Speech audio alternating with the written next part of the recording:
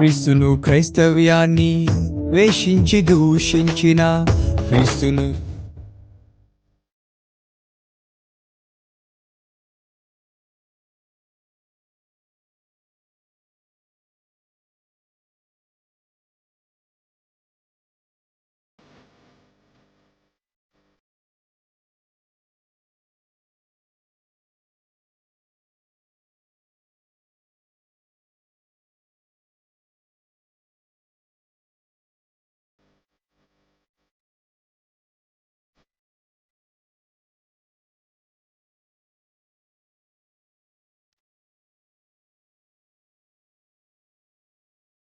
సర్వకృపానిధి అయిన మహిమగల దేవుడు యెహోవా రాఫా, యెహోవా షమ్మా నామము కలిగి, ఎల్షడాయ్ నామము కలిగిన సర్వకృపానిధి అయిన దేవునికి మహిమ కలుగును గాక.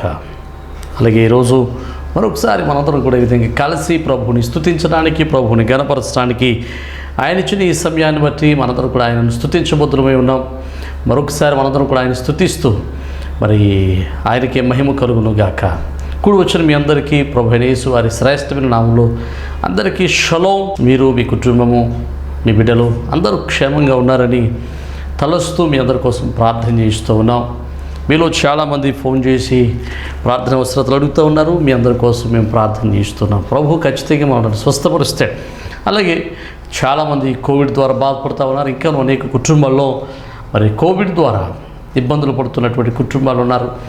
మరి మీ కుటుంబాల్లో ఒకవేళ ఎవరైనా కోవిడ్తో బాధపడుతున్నట్లయితే ధైర్యంగా ఉండండి. మన ప్రభువు స్వస్థపరిచేవాడు. నిన్ను విడువను ఎడబాయనని వాగ్దానం చేసిన దేవుడు, నిన్ను స్వస్థపరిచి యెహోవాను నేనే అని వాగ్దానం చేసిన దేవుడు మనకు తోడేయుండి మన వారందరినీ స్వస్థపరచును గాక. ఆమేన్. ప్రియమైన దేవుని బిడ్డలారా, పరిశుద్ధ గ్రంథంలో ఒక మాటను మీకు జ్ఞాపకం చేస్తాను. క్రీస్తు ప్రభుల వారు తన శిష్యులతో కలిసి దేవాలయంలో బోధిస్తూ ఉన్నారు. అప్పుడు ప్రధాన యాజకులైనటువంటి వారు యేసు ప్రభు దగ్గరికి వచ్చి ఒక ప్రశ్న అడిగారు. ఆయన ప్రశ్నించడానికి ఆయనను ప్రయత్నం చేయగా, నువ్వు ఏ అధికారంతో ఈ పని చేస్తున్నావని, నీకు ఏ అధికారం ఉందని, ఇది ఎంత మాట్లాడుతున్నావని యేసు ప్రభుడు ప్రశ్నించారు. ప్రశ్నించినప్పుడు యేసుక్రీస్తు ప్రభులు వారు వారిని ఒక ప్రశ్న అడిగాడు మళ్ళీ తిరిగి.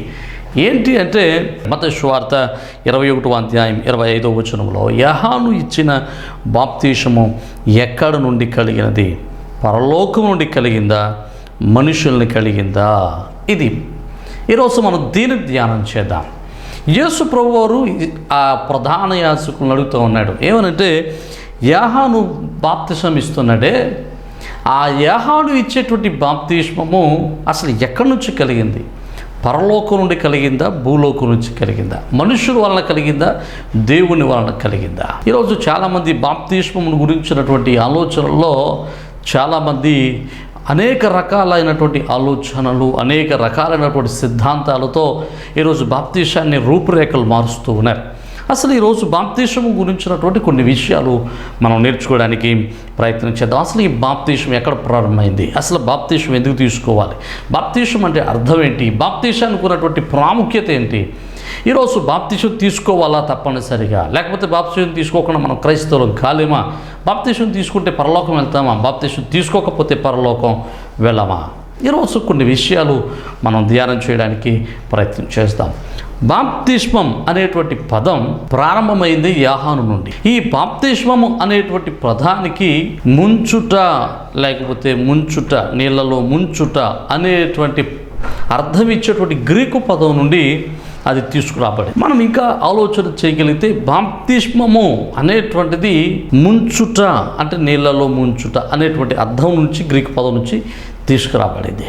అయితే ఈ బాప్తిస్మము ఎలా ఇవ్వాలి, ఎందుకు ఇవ్వాలి, ఏంటి అనేటువంటిది కొంచెం ఆలోచన చేస్తే అసలు బాప్తిస్మం ప్రారంభానికి సూచన ఏంటి? అసలు ప్రారంభం ఎక్కడి నుంచి, దీని యొక్క నాంది ఏంటి, దీని యొక్క పునాది ఏంటి అని ఒకసారి ఆలోచన చేస్తే, క్రొత్త నిబంధనలో బాప్తిస్మము యోహాను ఇవ్వడం ప్రారంభించాడు. మనం యోహాను గురించి కొన్ని విషయాలు నేర్చుకుంటే అసలు బాప్తిస్మంలో ఉన్నటువంటి పరమార్థము, బాప్తిస్మములో ఉన్నటువంటి లోతైనటువంటి భావాలు, అసలు దాని వెనుక ఉన్నటువంటి సత్యాలను మనం గ్రహించగలుగుతాం. యోహాను సువార్తలోనికి వెళ్దాం. అసలు బాప్తిస్మం ఎక్కడి నుంచి ప్రారంభమైందో. యోహాను సువార్త 1వ అధ్యాయము 30వ వచనం. నా వెనుక ఒక మనుషుడు వచ్చుచున్నాడు, ఆయన నాకంటే ప్రముఖుడు గనుక నాకంటే ముందటి వాడు ఆయనని నేనెవరిని గురించి చెప్పితునో ఆయనే ఈయన. యోహాను సాక్ష్యం ఇస్తున్నాడు. యోహాను గురించి చెప్తున్నాడు 31. నేను ఆయనను ఎరుగనైతిని కానీ ఆయన ఇశ్రాయేలులకు ప్రత్యక్షమగుటకు నేను నీళ్లలో బాప్తిసమిచ్చు వచ్చితిని అని చెప్పాను.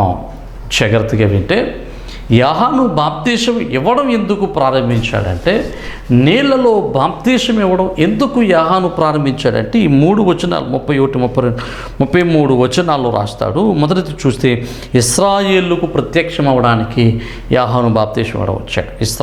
యేసుక్రీస్తు ప్రభువు వారు ఇశ్రాయేలు ప్రజలకు ప్రత్యక్షం అవ్వడానికి యోహాను బాప్తీసం ఇవ్వడం ప్రారంభించాడు. రెండవది 33, ఆయనను నేను ఎరుగనైతిని కానీ నీళ్లలో బాప్తీసం ఇచ్చుటకు నన్ను పంపినవాడు. రెండో విషయం, అసలు బాప్తిస్మము ఎవడు ప్రారంభించాడు అంటే, అసలు బాప్తిస్మము ఎవరి ద్వారా ఇది రూపకల్పన చేయబడిందంటే సర్వోన్నతుడైన దేవుని ద్వారా రూపకల్పన చేయబడింది. ఎందుకు రూపకల్పన చేయబడింది మనం చూస్తే అంటున్నాడు, అక్కడ నీళ్ళలో బాప్తిసం ఇచ్చుటకు నన్ను పంపినవాడు నీ మీద నిన్నెవడి మీద ఆత్మ దిగి వచ్చిన నువ్వు చూతువో ఆయనే పరిశుద్ధాత్మలో బాప్తిసం చూడని నాతో చెప్పాను.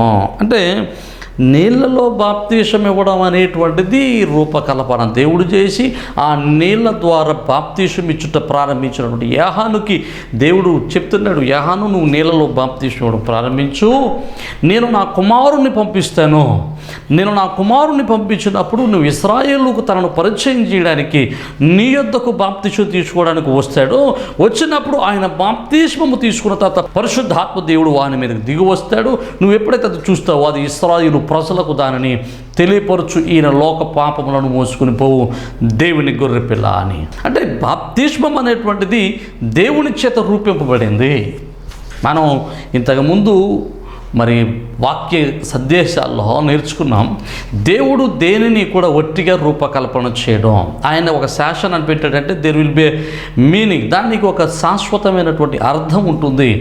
మొదటగా మనం నేర్చుకున్నాం, బదులు అనేటువంటి సిస్టాన్ని దేవుడు పెట్టాడు కనుకనే యేసుక్రీస్తు ప్రభువు వారు మన పక్షాన చనిపోవడానికి అవకాశం కలిగింది.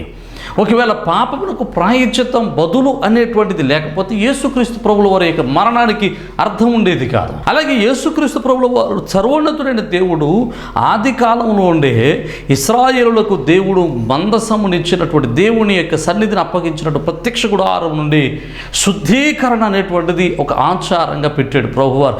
అది గంగాలలో నీటిని నింపేవారు, అది లోపలికి వెళ్ళేవారు, శుద్ధీకరణ చేసుకుని వెళ్ళేవారు. అలాగే యెహెజ్కేలు గ్రంథంలో కూడా దేవుడు మాట్లాడతాడు. 36వ అధ్యాయము 25వ వచనంలో మాట్లాడతాడు, ఇదిగో నేను మీ మీద శుద్ధ జలమును జల్లుదనని. చూద్దాం ఒకసారి యెహెజ్కేలు గ్రంథంలో 36వ అధ్యాయము 25 నుంచి చూస్తే, మీ అపవిత్రతను యావత్తు పోవుండట్లు నేను మీ మీద శుద్ధ జలము జల్లుదును. మీ అపవిత్రత పోవడానికి నేను శుద్ధ జలాన్ని చల్లుతాను. అంటే ఇట్ ఇస్ ఎ ప్యూరిఫికేషన్, అది శుద్ధీకరణ కొరకు ప్రభు అంటున్నాడు, నేను జలమును జల్లుతాను. ఇది వాగ్దానం చేయబడింది.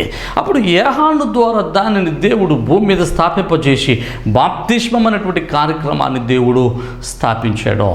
ఎందుకు స్థాపించాడు అంటే మనం ఇందాక నేర్చుకున్నాం, క్రీస్తు ప్రభుల వారు ఇశ్రాయేలు ప్రత్యక్షం అవడానికి యోహానుకు దానిని అప్పగించాడు. యోహాను బాప్తిస్మం ఇవ్వడం ప్రారంభించాడు.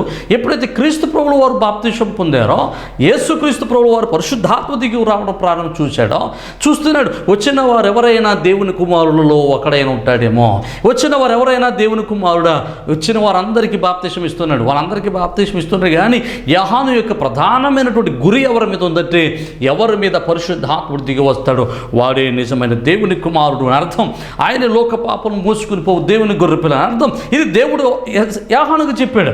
యోహాను వస్తున్న వాళ్ళందరూ చూస్తున్నాడు. వీడు వస్తున్నాడు, చాలామంది ఇశ్రాయేలీలు, పరిసయ్యులు, శాస్త్రులు, చాలామంది ఇశ్రాయేలుల జనాంగం, అనేక మంది మారు మనసు నిమిత్తమై వచ్చి బాప్తిస్మం పొంది వెళ్తున్నారు.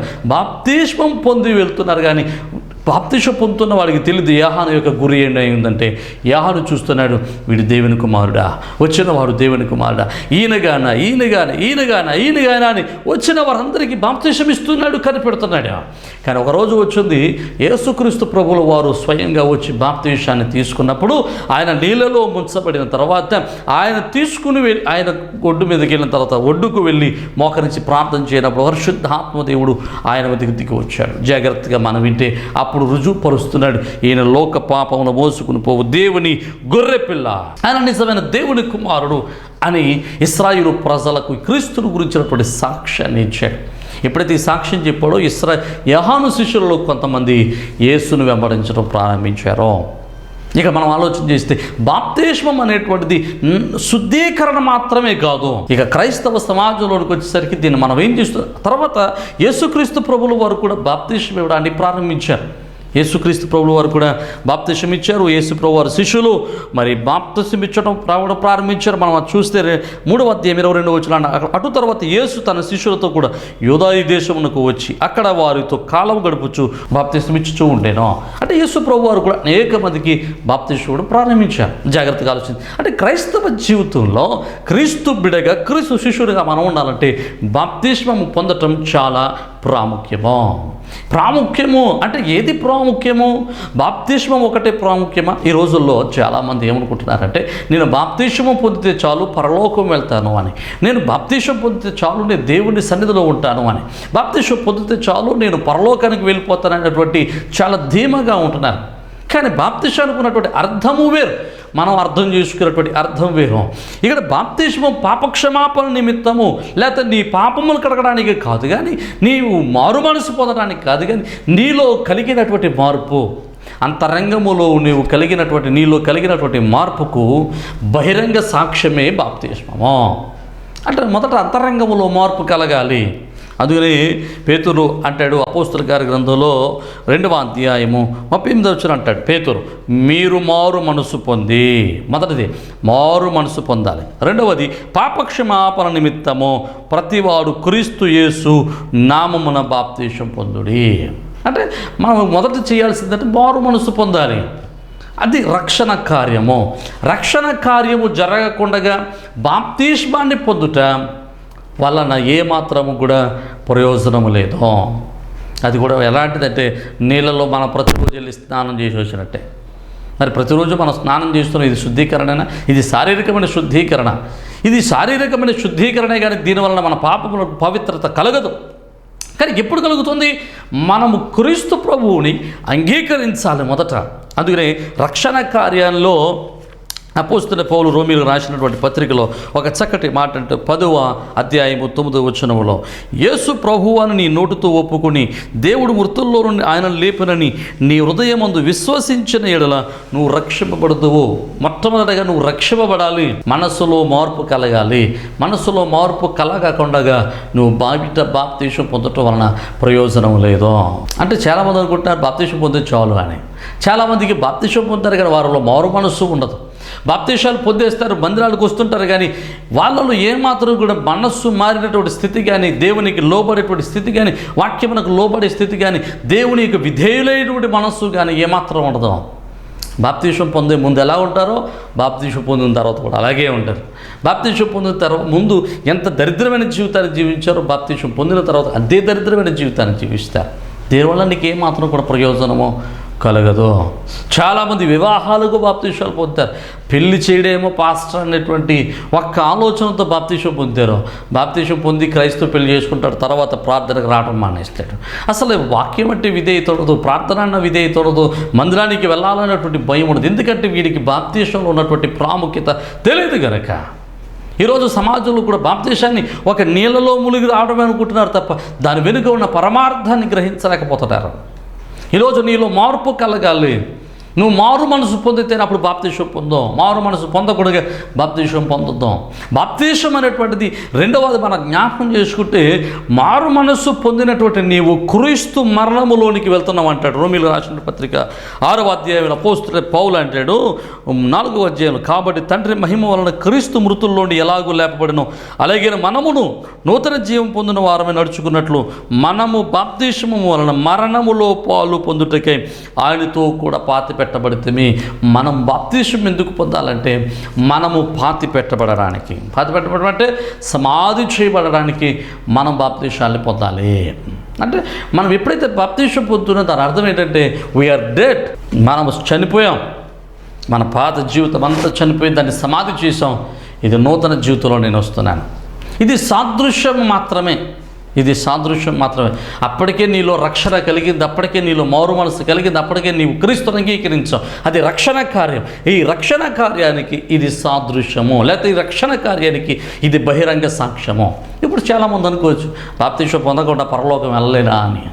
తప్పనిసరిగా నువ్వు బాప్తీసం పొందకుండా పరలోకం వెళ్ళలేవు. ఎందుకంటే ఇది పెట్టిన క్రమము దేవుడు పెట్టాడు. ఎందుకు వెళ్ళలేవో ఒక విషయాన్ని మీకు జ్ఞాపకం చేస్తాను. బాప్తీసం అనేటువంటిది బహిరంగ సాక్ష్యం. యేసుక్రీస్తు ప్రభువులో ఒక మాట అంటాడు, నన్ను సమాజంలో ఎవరైతే ఒప్పుకోడో నేను వాడిని పరలోకంలో ఒప్పుకోను అంటాడు. 10 మందిలో ఎవడైతే నన్ను ఒప్పుకుంటాడో వాడు పరలోకం ముందు నేను వాడిని ఒప్పుకుంటాను, నా తండ్రి ఎదుట నేను వాడిని ఒప్పుకుంటాను. చాలామంది బాప్తీసాలు మనం అడుగుతారు, కానీ ఎక్కడ అంటారంటే తోటల్లోనూ లేకపోతే దూరంగా తీసుకెళ్ళి అక్కడ ఇవ్వండి, ఇక్కడ ఇవ్వండి, సముద్రం కొట్టేవాడు అక్కడ ఇవ్వండి, ఎందుకంటే అక్కడ ఎవరు ఉంటారనే ఉద్దేశం. కానీ వాక్యం చెబుతుంది, నువ్వు బాప్తీసం ఎందుకు పొందుతున్నావు అంటే, ఇట్ ఈస్ ఎ టెస్టమనీ. నేను క్రీస్తుని అంగీకరించి దేవుని అంగీకరిస్తున్నాను, క్రీస్తు నా స్వరక్షకుని అంగీకరిస్తున్నానని బహిరంగంగా చెప్తున్నాను, నేను క్రైస్తవుని అని. ఆ బహిరంగంగా ఆయన ఒప్పుకునేటువంటి మొదటి మెట్టులోనే నువ్వు ఫెయిల్ అయితే పరలోకంలో దేవుని ఎదుట నువ్వు క్రీస్తు ప్రభువుల వారి చేత ఎలా ఉపయోగపడలేవు. రెండవది, బాప్తీసం పొంది రక్షణ పొందకపోతే పరలోకం వెళ్ళిపోతానా? చాలామంది అనుకుంటారు, మారు మనసు పొందాలి బాప్తీసం పొందే కదా, దేవుని దగ్గరికి వెళ్ళి మోకరించి ప్రభువుని దగ్గర ప్రార్థన చేస్తే దేవుడు క్షమించేస్తాడు అనుకుంటున్నావేమో. నీలో మారు మనసు కలగకుండా బాప్తీసం పొందుట వలన ఏమాత్రం ప్రయోజనం ఉండదు, నువ్వు పరలోకం వెళ్ళడం అసాధ్యం. ఇది ఖచ్చితం. నువ్వు బాప్తీసము పొందినంత మాత్రాన నువ్వు పరలోకం వెళ్తావు అనేటువంటి గ్యారంటీ లేదు. దీనికి ఒక ఉదాహరణ చెప్తాను, జాగ్రత్తగా వినండి. యేసుక్రీస్తు ప్రభువుల వారు ఒక ఉపమానం చెప్పాడు. ఏంటి ఆ ఉపమానం అంటే, మత్తయి 13వ అధ్యాయంలో అంటాడు, పరలోక రాజ్యము సముద్రంలో వేయబడినటువంటి వలను పోలి ఉన్నది. ఆ వలలో అనేక రకాలైన చేపలు పడ్డాయట. ఆ అనేకమైన రకాల చేపలను పోగుపెట్టి ఆ జాలరు ఏం చేస్తాడంటే, ఆ చేపలలో తనకు నచ్చినటువంటి చేపలు మాత్రం వేసుకుంటాడు బుట్టలో. అలాగే నువ్వు సంఘములో చేర్చబడినంత మాత్రం నువ్వు పరలోకం వెళ్ళావు. నీవు వాక్యానుసారంగా ఉన్నప్పుడే, నీ జీవితాన్ని మార్చుకున్నప్పుడే, నీ ప్రవర్తన మార్చుకున్నప్పుడే, నీ బ్రతుకును మార్చుకున్నప్పుడే నువ్వు పరలోకం వెళ్తావు. ఇది గ్యారంటీ. ప్రియమైన దేవుని బిడ్డలారా, జాగ్రత్తగా ఆలోచన చేస్తే ఇంకొంచెం మనం ముందరికి వెళ్తే, ఈ బాప్తీసం పొందిన తర్వాత నేను పాపం చేస్తే పరిస్థితి ఏంటండి?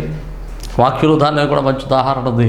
బాప్తీసం పొందిన తర్వాత లేకపోతే నువ్వు మారు మనసు పొంది బాప్తీసం పొందిన తర్వాత నువ్వు పాపం చేస్తే దానికి అపోస్తలుడు పౌలు చక్కటి మాట చెబుతున్నాడు. ఆ మాట కూడా మనం చదువుకుని ముందరకు వెళ్ళడానికి ప్రయత్నం చేద్దాం. ఎబ్రీయులకు రాసినటువంటి పత్రిక 10వ అధ్యాయం 26. మనము సత్యమును గురించి అనుభవ జ్ఞానం పొందిన తర్వాత బుద్ధిపూర్వకముగా పాపము చేసిన ఎడలా. అనుభవ జ్ఞానం అంటే నువ్వు అనుభవించావు, క్రీస్తు రక్తమును అనుభవించావు, క్రీస్తు వారి మారు మనస్సును రక్షణ కార్యంలో అనుభవాన్ని పొందుకున్నావు, బాప్తీసాన్ని పొందావు, సంఘంలో చేర్చబడ్డావు, దేవుని మహిమను చూస్తున్నావు. అలాంటి అనుభవ జ్ఞానం పొందిన తర్వాత బుద్ధిపూర్వకంగా నీకు అన్నీ తెలుసుండి పాపం చేస్తే, అంటే పొద్దున్నే వెళ్తున్నావు, ప్రార్థన వింటున్నావు, వాక్యం విని ప్రార్థన చేసుకుంటున్నావు, ప్రభువా నేను నీకు పాపం చేయనంటున్నావు, మళ్ళా వెళ్ళి బయటికి వెళ్ళి మరలా ఏమంటున్నావు తెలుసా, మరలా పాపం వైపు కన్నులు చూస్తున్నాయి, మరలా పాపం వైపు నీ శరీరాన్ని అప్పగిస్తున్నావు, మరలా పాపం వైపు నీ జీవితాన్ని అప్పగిస్తున్నావు. అప్పుడు అంటున్నాడు, ఆ పాపమునకు బుద్ధిపూర్వకంగా చేసిన ఆ పాపమునకు ఇక బలి లేదు. ఇది వాక్యం స్పష్టంగా చెబుతుంది. కానీ ఏముందట, న్యాయపు తీర్పునకు భయముతో ఎదురు చూడడం, విరోధులను దహింపబో తీక్షమైన అగ్నికి ఉంటుందట. ఇది ఖచ్చితం. అంటే ఎంత పకడ్బందీగా దేవుని యొక్క ప్రణాళిక చేశాడు చూడండి. నువ్వు మారు మనసు పొందిన తర్వాత మరలా తిరిగి లోక వైపు తిరిగితే అర్థం ఏంటో తెలుసా, నీవు కుక్క తన వాంతికి తిరిగినట్లుగా తిరుగుతున్నావు. నువ్వు బాప్తిసం పొందావు, దాని అర్థం ఏంటో తెలుసా? నీ జీవితాన్ని ప్రభువుకు అప్పగించావు, ప్రభువుకు లోబడ్డావు. నీ జీవితాన్ని ప్రభుతో పాటు క్రీస్తుతో పాటు మరణానికి అప్పగించి క్రీస్తు పునరుద్ధాన శక్తిని పొందుకున్న వాడివే తిరిగి లేచావు. తిరిగి లేచిన తర్వాత మరలా నీ జీవితాన్ని మరల లోకానికి అప్పగిస్తే కుక్క వంటి జీవితం అంటున్నాడు.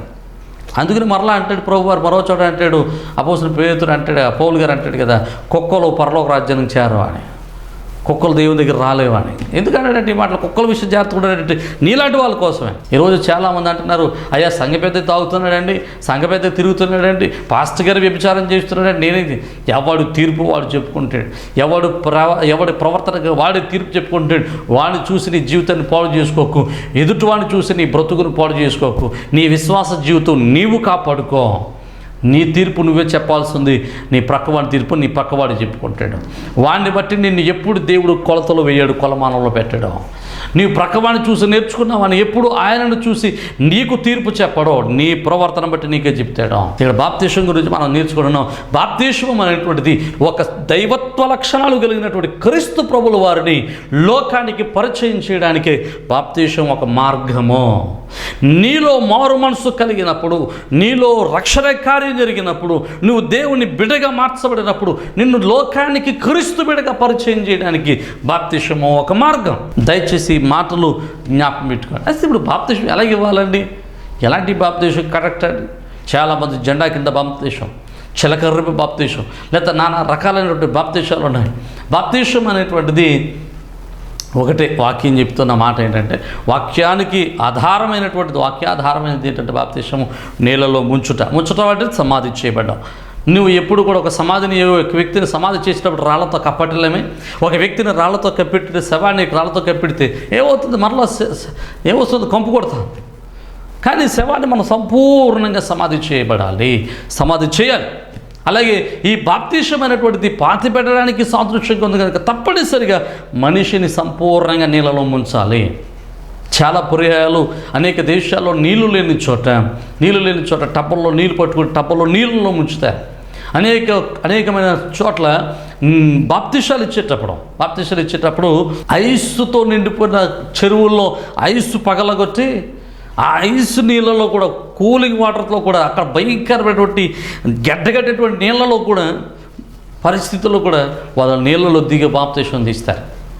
ఇలాంటి సందర్భాలు అనేకమైన జరుగుతున్నాయి.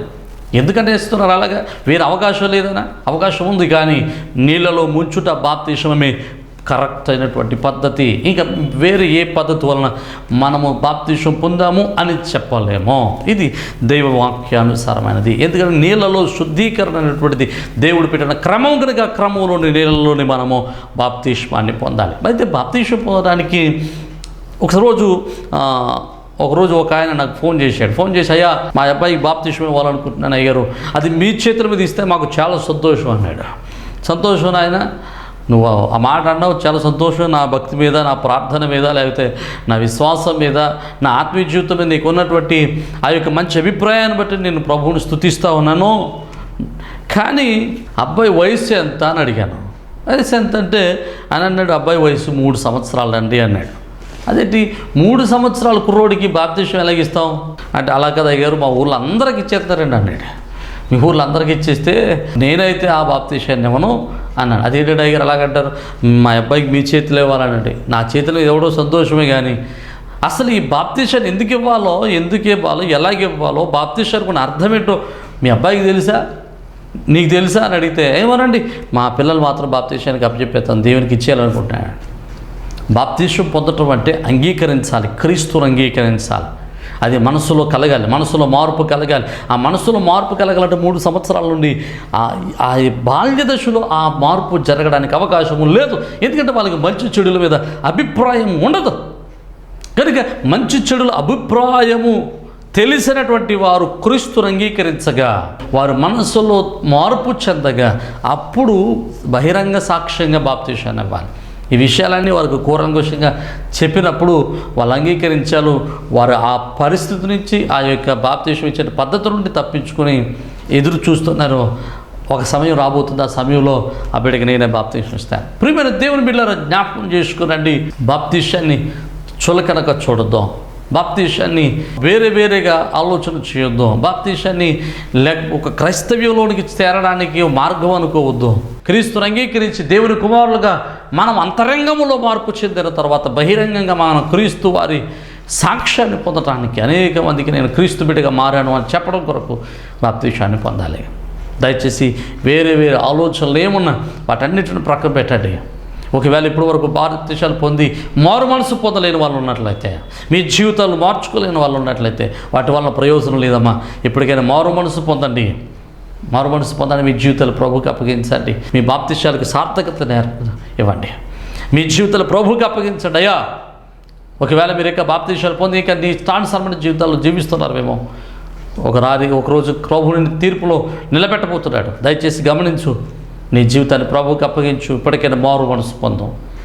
ఒకవేళ మారు మనసు పొంది బాప్తీసాలు పొందకుండా ఉండి, అయ్యా పర్వాలేదు, నన్ను ఎప్పుడైనా దేవుడు తీసుకున్నా పర్లేదు, నేను మారు మనసు పొందాను, నా అంతరంగం దేవుడికి ఇచ్చేసాను, మనసు నిండా ప్రభువే ఉన్నాడండి అనుకుంటున్నావేమో, దాని వలన కూడా ప్రయోజనం లేదు. అది నీ అంతరంగంలో కలిగింది. నువ్వు ఖచ్చితంగా దేవుని రాజ్యంలో క్రీస్తు ప్రభువుల వారి చేత నువ్వు ఒప్పింపబడాలి అంటే ఖచ్చితంగా లోకంలో నువ్వు క్రీస్తు ప్రభువులు అనేక మంది సాక్ష్యంగా నువ్వు ఒప్పుకోవాల్సిందే, బాప్తీసాన్ని పొందాల్సిందే. దయచేసి మాటలు గ్రహించాలని మనం చూస్తున్నాను. ఒకవేళ మారు మనసు పొంది బాప్తీసాలు పొందినటువంటి ప్రియమైన సంఘ బిడ్డలారా, ప్రియమైన దేవుని బిడ్డలారా, ఒకవేళ మీరు మారు మనసు పొందిన తర్వాత బాప్తీసాలు పొంది మీ జీవితాలు ప్రభువుకి అప్పగించిన తర్వాత మరలా సాతాను మిమ్మల్ని లోకం వైపు తిప్పి, లోకాలోచనల వైపు తిప్పి మిమ్మల్ని పాడు చేయడానికి చూస్తున్నాడేమో. సాతాన్ని ఎదిరించండి. ఇక దానికి బలి లేదని వాక్యం సెలవిస్తాం. అది యేసుక్రీస్తు ప్రభువు మరొకసారి అంటాడు కదా, ఇదిగో మరింత కీడు కలగకున్నట్లు నువ్వు ఇక పాపం చేయకుండా అంటాడు. మరింత ఎక్కువ కీడు అనగా మనం మారు మనసు పొందిన తర్వాత మరింత ఎక్కువ కీడు కలుగుతుంది మనం పాపం చేయడం వలన. కనుక దేవుని దగ్గర ఆశీర్వాదాలు పొందుకునేటువంటి వారికి మనం బ్రతుకుదాం, దేవునికి లోబడదాం. ఈరోజు బాప్తీసం గురించినటువంటి ఏ విధమైన సందేహాలు ఉన్నప్పటికీ వాటన్నిటిని పటాపంచలు చేసుకుని వాక్యానికి లోపడదాం. ఒకవేళ మీకు ఏమైనా సందేహాలు ఉన్నట్లయితే ఖచ్చితంగా ఫోన్ చేయండి. వాటిని నివృత్తి చేయడానికి మేము ఖచ్చితంగా సిద్ధంగా ఉన్నాం. ఒకవేళ మీ జీవితాలు ఈరోజు ప్రభుకి అప్పగించి బాప్తీసాలు పొందిన వారు తిరిగి మారు మనసు పొందాలని ఆశపడితే తల వంచండి. ఒకవేళ బాప్తీసాలు పొందిన తర్వాత మారు మనసు లేకుండా ఉన్నట్లయితే మారు మనసు పొందడానికి సిద్ధపడితే తల ఉంచండి. ఒకవేళ మారు మనసు పొంది బాప్తీసాలు పొందడానికి వెనుకంజ వేస్తున్నట్లయితే ఇప్పుడు మారు మనసు పొంది మీ జీవితాలు ప్రభుకి అప్పగించిన బాప్తీసాలు పొందడానికి సిద్ధపడండి. మీ ఆలోచనలు ప్రభుకి అప్పగించండి. తల వంచండి. మనందరం కలిసి ప్రార్థన చేద్దాం. ఒకవేళ మారు మనసు పొంది ప్రార్థన బాప్తీసం పొంది మీ జీవితాలు మరలా లోకం వైపు కుక్కల వంటి జీవితాలు జీవిస్తున్నట్లయితే మీ జీవితాలు ప్రభువుకి అప్పగించండి. తీర్పు రాక మునిపే, నీవు మరణం పొందక మునిపే, క్రీస్తు రాక మునిపే మన హృదయాలు ప్రభువుకి ఇద్దాం. మీ హృదయాలు ప్రభువుకి ఇవ్వండి. ప్రభు మిమ్మల్ని ఖచ్చితంగా క్షమించి తన యొక్క రాజ్యంలో మిమ్మల్ని జ్ఞాపకం చేసుకుంటాడు. తల ఉంచండి, చిన్న ప్రార్థన చేద్దాం. సర్వకృపానిధి ప్రేమ కలిగిన తండ్రి, మహిమోన్నతుడ, మహిమగల దేవా, మీ ఘనమైన నామం బట్టి మేము స్తుతిస్తూ ఉన్నాం. ఈరోజు ప్రభువా ఒక క్రైస్తవుడిగా మారడానికి మాత్రమే బాప్తీసం అనుకుంటున్నాం. కానీ ప్రభువా ఓ తండ్రి, క్రైస్తవుడిగా మారడం కాదు కానీ క్రీస్తు బిడగా మారడం ప్రాముఖ్యమని నీ వాక్యంలో మేము నేర్చుకున్నాం. అలాగే ప్రభువా బాప్తీసం అనేటువంటిది నీళ్ళలో మునిగి రావడమే అనుకుంటున్నాం. కానీ దాని వెనుకాల క్రీస్తు వారి యొక్క మరణ పునరుద్ధానాల యొక్క సాదృశ్యం ఉందని మేము గ్రహించలేకపోయాం. నాయన బాప్తీసం అనేటువంటిది ఏదో సరదా కోసం తీసుకునేది అనుకున్నాం, నా అవసరాల కోసం తీసుకునేది అనుకుంటున్నాం. కానీ నాయన దాని వెనుకల నీ పరలోకపు నాయన ప్రణాళిక దాగి ఉందని మేము గ్రహించలేకపోయాం. ఈరోజు ప్రభువా వాక్యం బిడలు బట్టి ప్రార్థన చేస్తున్నాం. ఆయన ఇప్పటి వరకు బాప్తీసాలు పొంది మారు మనసు లేకుండా ఉన్న వారికి మారు మనసు దాయించేయండి. ఒకవేళ మారు మనసు పొంది బాప్తీసాలు లేకుండా ఉన్న వారికి ఈరోజు బాప్తీసాలు పొంది నేను అంగీకరించడానికి సహాయం చేయి ప్రభువా. మారు మనసు పొంది బాప్తీసాలు పొందిన తర్వాత మరలా తిరిగి లోకం వైపు తిరుగుతూ సాతానుడు వేసేటువంటి ఎర్రలకు ప్రభువా లొంగిపోతూ కుక్కల వంటి జీవితాన్ని జీవిస్తున్నటువంటి ఆత్మీయ భ్రష్టుల కోసం ప్రార్థన చేస్తున్నాం. ఒకవేళ అలాంటి భ్రష్టులు ఉన్నట్లయితే ఆత్మీయ భ్రష్టత్వంలో నుంచి వారిని విడిపించి విశ్వాస నిరీక్షణ జీవితాలు వారికి దయచేసి నీ రాజ్యంలో వారిని జ్ఞాపకం చేసుకోవడానికి తగినటువంటి జ్ఞానము నాయనగు తండ్రి ఆత్మీయ స్థితిని వారికి దయచేయమని ప్రభాయగు తండ్రి మీరు మహిమ పొందమని వినిన వాక్యం ప్రతి ఒక్కరు హృదయాల్లో మీరు ఫదిలపరచండి నాయన. అలాగే ప్రభువా ఈ టీవీ ప్రోగ్రాంకి సహకరిస్తున్న ప్రతి కుటుంబాన్ని మీరు దీవించండి. ప్రార్థించమని ప్రతి ఒక్కరి బిడ్డల జీవితాల్లో నీ పరలోక ఆనందాలు అనుగ్రహించమని సమస్తాన్ని మీ చేతులకు అప్పగిస్తూ యేసు పరిశుద్ధ నామమును బట్టి మనం స్తుతించి వేడుకొనుచున్నాం మా పరమ తండ్రి. ఆమేన్. తండ్రి కుమార పరిశుద్ధాత్మ త్రియేక దేవునికి ఆశీర్వాదం మన ఎల్లరికూ తోడే ఉండి నడిపించును గాక. ఆమేన్, ఆమేన్, ఆమేన్. అందరికీ షలోమ్.